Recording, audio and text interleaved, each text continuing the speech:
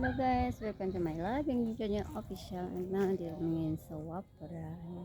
Papakita ko lang sa inyo yung farm ng aking amo dito sa Kuwait. Dito kami ngayon magbakasyon. Dito ito sa kabila. Mga bakante pa yan dito kasi dito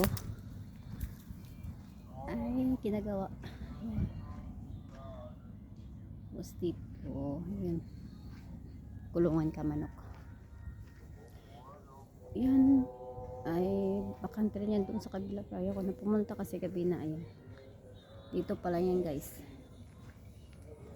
Yan ang dalawa nag-tiktok.